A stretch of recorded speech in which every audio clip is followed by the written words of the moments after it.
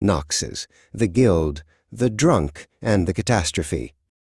The tavern reeked of stale ale, unwashed adventurers, and the faint, unsettling scent of something vaguely reptilian. Knox's, however, found it utterly enchanting. After the previous day's dungeon debacle and the banana-wielding PK, the idea of safety in numbers, even numbers belonging to a collection of questionable individuals, seemed like a stroke of genius. And what better way to find such individuals than in the heart of the city's most notorious watering hole? They'd already downed 2 mugs of something vaguely resembling grog, and the world was starting to hum.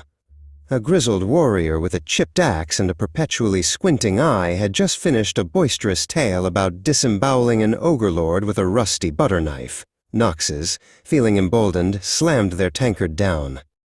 "I seek a guild," they slurred, a little too loudly. The tavern, previously a cacophony of shouts and clinking, went momentarily silent. A few heads turned, then a few more. Knox's felt a prickle of unease, but the grog had dulled their self-preservation instincts. Grogmar, whose name Knox's vaguely recalled as something like Grogmar or Grog something or other, slowly turned his head. "A guild, eh? Fresh meat. What makes you think you're worthy of the Order of the Blasted Barrel?" He gestured around at the motley crew, most of whom looked like they'd lost a fight with a pack of rabid squirrels and then tried to patch themselves up with mud and good intentions. Knox's puffed out their chest, nearly toppling their chair. I have faced the horrors of despise. I have been ganked by a banana enthusiast. I have acquired rare Knox crystals. The last part was a desperate, drunken attempt to sound impressive, a half-remembered detail from a conversation they'd overheard. Grogmar's squint deepened. A rogue in the corner polishing a dagger with a disturbingly long tongue snickered. "Knox crystals, eh? You mean those shiny things that look like candy wrappers from the trash pile behind the maid's shop?" Knox's blinked. They were very shiny. A wizened old mage, whose beard seemed to have a life of its own, sighed dramatically. "Another one, Grogmar. Are we truly that desperate?" Grogmar shrugged. "He's got spirit, and he's already half drunk, so he'll fit right in." "All right, kid. The initiation. Repeat after me. By the barrel's grog and the blade's bite, I pledge my soul to the endless fight." Knox's, ever eager to please and even more eager for another drink, misinterpreted. "By the barrel's grog," they bellowed, then promptly chugged the rest of their grog. "And the blade's bite." Another mug, snatched from a startled patron, was emptied. "I pledge my soul to the endless fight. You'll regret this."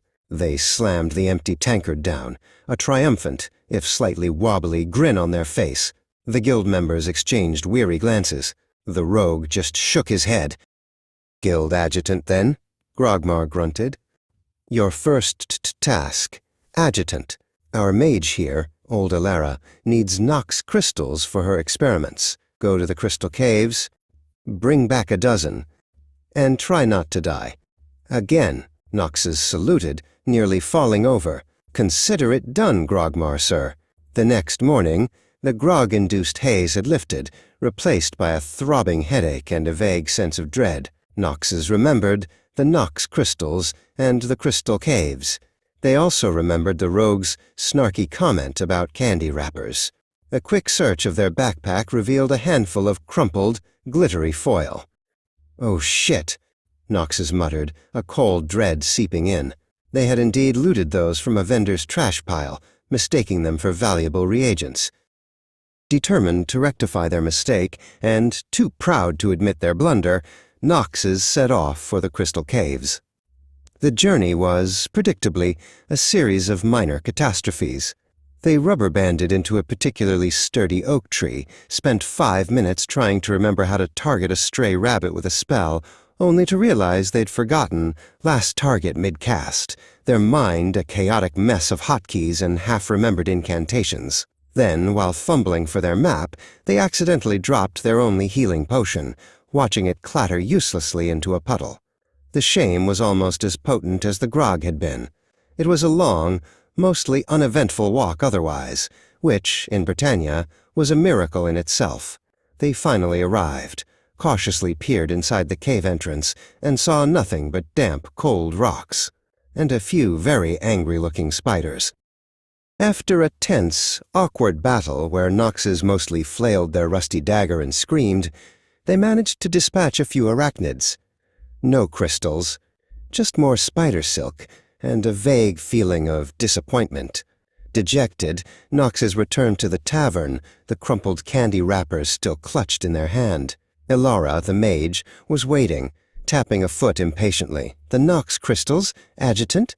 she asked, her voice dangerously calm. Noxes presented the crumpled foil with a flourish. "Behold, the finest Nox crystals from the deepest recesses of the crystal caves." Ilara picked one up, sniffed it, then cautiously licked it. Her eyes widened, and a slow, furious flush crept up her neck. This is sugar. You brought me candy wrappers. From the trash," she roared, a faint magical crackle emanating from her fingertips. The rogue, who had been lurking nearby, burst out laughing. Only Noxes could turn a reagent quest into a snack run. Ilara, still fuming, popped another crystal into her mouth. Her fury seemed to deflate slightly. "They're surprisingly good, actually. A bit sticky, but good." Noxes felt a flush of shame, followed by a strange sense of relief. They hadn't died, and they hadn't completely failed. They'd just provided snacks. Later that night, nursing a real ale this time, Noxes stumbled out the back of the tavern. The stars were impossibly bright in the clear Britannia sky. The cool night air was a welcome balm. They stared up, 1,000 thoughts swirling in their head. "Maybe," Noxes mumbled to the silent stars, "just maybe this guild thing could work, if I don't kill myself first." They then, in a moment of profound introspection, punched a nearby barrel. It splintered with a satisfying crack, sending a cascade of ale gushing onto the cobblestones. "Damn it," Noxes sighed, looking at their now empty tankard. Well, new plan, less punching, more not dying.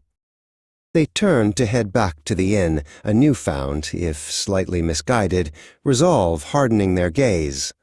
As they walked, the familiar world of Britannia melted into a shadowy blur until a red tooltip flickered into view in the darkness ahead. A cloaked figure, moving with predatory grace, was just a few paces in front of them.